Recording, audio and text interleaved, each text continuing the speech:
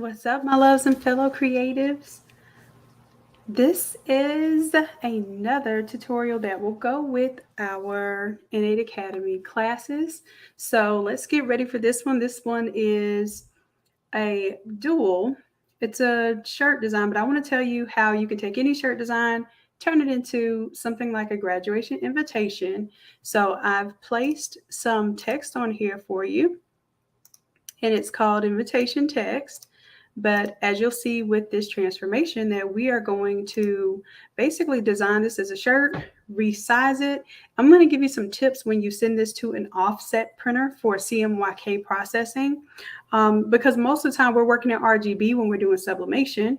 However, that's not how you're necessarily going to see the colors when you send it off to a printer that does offset printing, or when they do banner printing, sometimes they're requesting it in CMYK. So you want to be very careful about your colors, because purples and blues can come out a little weird. Blacks can come out not looking truly black. So I'm going to give you some tips for that tonight. So without further ado, let's go. Let's go. All right, so what I want to do here is I want to first show you that this is a 13 by 19 artboard here. If we want to activate our frame, you know how I do. I don't like those hard lines, so I usually put some type of artistic frame around there. So in this case, we're going to go ahead and keep all of our text here. For the invitation, I'm just going to turn it off so that you can see that there is some little shirt text here, so you can keep this graduation themed. But of course, you can also change it to whatever you like. So what we're going to do right now is go ahead and the whole purpose of this course, just to let you know, I always throw in the fun and the cute stuff, but the whole purpose is this is so that you know how to take it from a t-shirt format to take it down to a 4x6 printable that you'll send off to the offset printer. Okay, so I'm going to go ahead and just leave this as if we're done designing this so I can show you that transformation process first. So I'm going to right click and disable my layer mask. And this is what you will do when you're absolutely done designing, okay? I just want to show you this step first. And then what we'll do is we'll go to File, Save As, and we're going to save it as a 4x6. So we're just going to put that in the title right now. That way you have a version of it that is full, and then you have a full size, and you have a version that's 4x6. When we bring it down, we're also going to change it to CMYK. So I'm going to go up here to Image and Mode, and I'm going to change it to CMYK. Now there's going to be something that pops up on your screen that tells you a little warning here. It says changing modes will discard some layers. You don't want to merge it. You just want to say okay. You don't want to rasterize it. You want to say don't rasterize it. Rasterizing it will merge everything together. All right, and we're just going to say okay to convert. And you may notice some color shifting. You probably will notice some color shifting depending on the colors that you selected. But it's better to notice the color shifting here than to send it off to a printer thinking you're going to get these bold RGB colors, and then you get something very, very unexpected, especially if you're getting a lot of these printed up.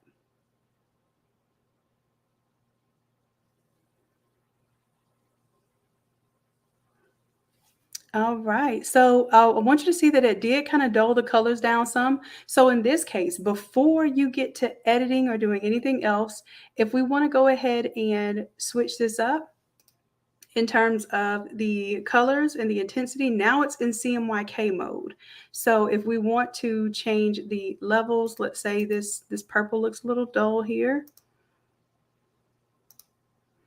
We could add a new layer, and then I'll go ahead and do that of a level here. And then I can kind of manipulate it here to give it a little more power and oomph, but you're not going to ever be able to get the same colors as CMYK. CMYK is a more limited color gamut than RGB. Okay, so usually you just start designing in CMYK so that you are used to your limitations before you even get going. However, that's not always going to be an option, because a lot of times you're taking things that you already have designed and you are just basically like what we're doing right now, you're manipulating that for another purpose, like for a banner, for a backdrop, and those things sometimes are required CMYK. All right, so I think this actually came out pretty good, but you'll see sometimes you'll have a blue and the blue will shift to a purple or the red shifts to an orange, and you just want to be aware of that. You could even use hue saturation to shift your colors. I'm going to show you what that looks like if I go to that same adjustment layer and go to hue saturation instead. If I actually change this hue, and I would need to put that above the purple here. You see how it's changing that hue? Let's say it was really blurple. That's a blurple to me. That's a blue purple. I could push it and force it to where it is more purple. I can increase. You see that this saturation isn't even increasing much because CMYK is just not going to give you that much of pop. But you can manipulate colors to kind of get what you want there.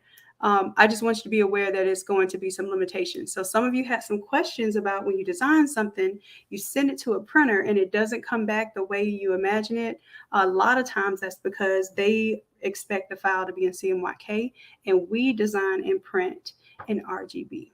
Okay, so that's just a little tip there, but we're just going to keep this really funky, really simple. So this is our shirt design. All we'll do to make this our invitation design is we'll just turn on our invitation text, boom, turn off the shirt text, boom, and normally the printer is going to give you a template file to download.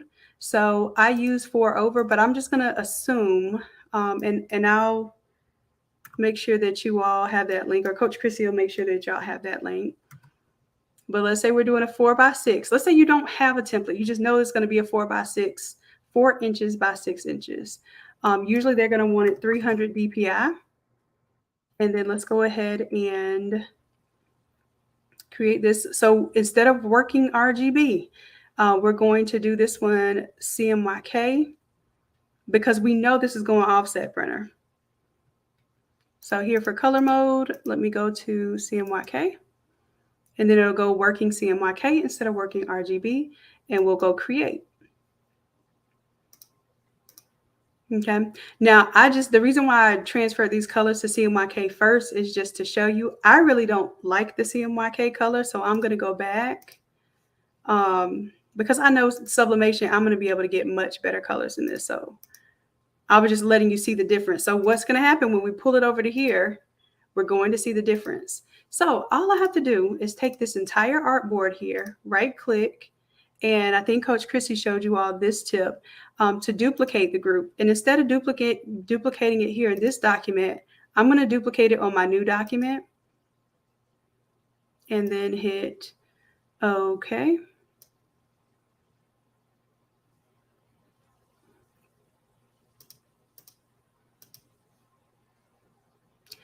And let's do image size. I think, oh, I know what it did. Let me close out of that. I need to save this one. File, save as, and it may not let me do it simply because it's a different color too. So I'll see if that happens on the computer. Doom, doom, doom. All right, let's try that again. Let's duplicate. Yeah, it's not letting me pull it over to the other destination because it is a CMYK. So this one, I think I would have to just manually pull it over. And it's still not letting me do it. Hold on, y'all. Let me do this. Let me let it be RGB. Let me let it be great first. And then we'll turn it back to CMYK. So let's duplicate the group. See, now it's available. Mixing up your color modes can be a beast. And this is why. Photoshop is not letting you just pull something from one type of color mode to another because it knows that you will have some messed up expectations. So I'm just letting you know of that.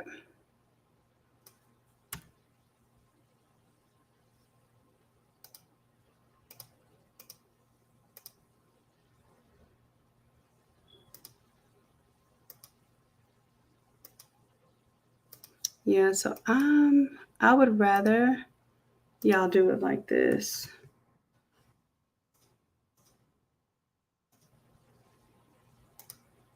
Take your foreground and save it separate from your background, because I feel like this is going to be one of those situations where we're just going to need to manually place it. And save it as PNG. So I'm going to right click, do my foreground.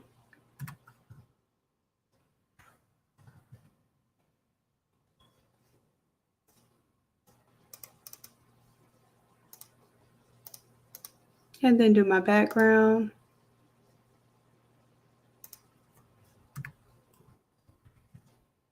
And then let's say I want the actual text on here. Let's change it to the invitation text. Turn off the shirt text here. And then I have the same background, so all I need to do is quick export as PNG for the foreground. And I'm just putting a B after that because we'll have an A and a B, like an A side and a B side.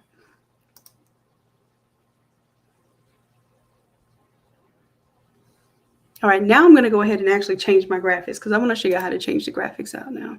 So we have these pieces saved and we'll pull them into whatever template a little bit later. So let's go ahead and change out the photo here. Now, if you have 3 photos, you can change out each of these here. You can even watermark this group right here. Has opacity pulled down. You can turn it up if you want to.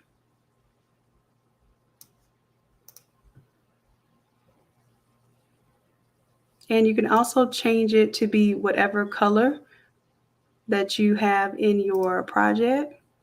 So I have that on there for y'all. But in this case, what I'm going to do is I'm just going to bring in a fresh photo right on top of this to show you that you can just do one single, and it doesn't have to be a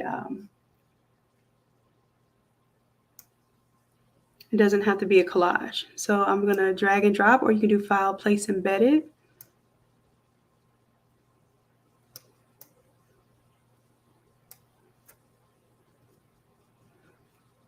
And then what I want you to focus on here is kind of fading out the bottom of the image. So we'll add a layer mask here. Grab our paintbrush. Make a big fuzzy brush. Then I'm just going to paint down here. Paint some of that off. And then for this variation, I'm going to keep the first and last name like this, but of course I want to change out the colors. So I'm going to use my color picker here, and let's choose this main pink here.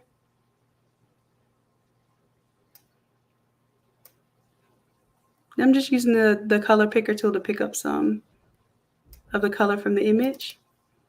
And I'm double clicking on the swatch here so I can change this to the current selected, and we'll just call that color 1. Make sure add to my current library is turned off. Hit OK. And let's grab a second color. Let's go with that kind of mint green right there. Let's add to swatches, and let's call that 2. And that's all we need are the 2 smart colors here. And let's go ahead and go into color number 1. I'm going to duplicate this one and change that out to the pink we selected. Turn off the purple. Then watch my text update here. And then where the gold was, we'll double click there. And we'll change that gold to the mint color. And we automatically have a brand new design. Now you do have some options for logos in here. A lot of times you won't be using logos for invitations, so you can literally turn it off or watermark it if you don't want it to be prevalent. I do have the watermark option in the previous one that you saw, but that's it. So let's say this was a baby announcement or a birthday or a wedding. Everything would be exactly the same. I just want you to reimagine this as a tool that you can change in about 5 minutes and have a totally different design every 5 minutes if you wanted to go ahead and pump this out. You could also, of course, change the text. So you can find any text. I think there's 10 different pieces of text here, but if you just right click on any text, it'll tell you what you're touching. So this is text number 4. Double click on the T, and instead of class of 2023 graduation, maybe you're going to put welcome to the world, etc. Okay, so I'm going to take that off because I know it's graduation season, so I'm going to keep this one graduation. But I just want to let y'all know that this is how we can also change this into several different other type of events. So we could turn off the invitation text, and then in this case, if you wanted this to be a shirt design again, boom, just go ahead and turn that on. We can take our image here, and if we want it to be inside of the clipping mask, then I want to show you something. Let's go ahead and put this image right here. We're going to group it. Well, I'm going to put this inside the photos folder to show you this trick. So it's inside the photos folder, and then I'm going to turn off my other photos. It does not have a layer mask on it, but I can take this same exact layer mask, alt click and drag it up here to photos, and now our image has the same layer mask here. And that's going to be helpful if you don't want anything printing outside of your layer mask area. Now I can pull the image down a little bit, see what's going to cut off there. And this is going to be a perfect little 13 by 19 design. And of course, this one has graduation text here, but you could, instead of class of 2023, you can say, if it's wedding, then you can say that like the wedding date 2023, if someone was born or if it's birthday. So this 2023 here, it also changes colors based on the colors that you choose here. So you can customize this text where it says class of, but the 2023, it just is what it is. It's just an image that I made so that you can automatically color it, but you cannot change those 3D letters there. Okay, so that's it. I'm going to go ahead and get this one uploaded for you. TMP Customs, you didn't like that CMYK either. That's just the way it goes, love. Eventually, a lot of the printing processes will be, they will have a better system of wider color gamut. But for now, just know what to expect and just manipulate it so that it looks its best for what you want to use it for. All right, so I'm going to go ahead and get ready to send this as a PNG. I'm going to kind of close it up, make sure everything's together. So that would be my 13 by 19 shirt design. And if I wanted to, just like we did before, do the foreground separate from the background, I could. This is a little simpler design, of course. And then I just want to show the difference between the shirt design versus the invitation. Because the invitation, I would keep my information here, turn off the shirt text, and then I would right click and disable the layer mask. So you can see how quickly we went from one thing to another. And even keeping this layer mask here on the baby picture now gives me a little extra layering with the color here. So I can right click, disable the layer mask, or I can bring it back. That's it. That's it. So I'm going to save it just like this, so that we can have a variation of it. So y'all have some ideas.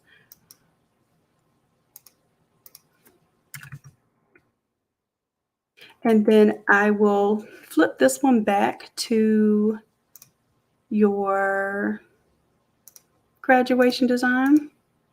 So you see that watermark logo there? You can move it around. You can make the opacity higher or lower. Whatever floats your boat or finds your lost remote. Let's go ahead and change these colors back.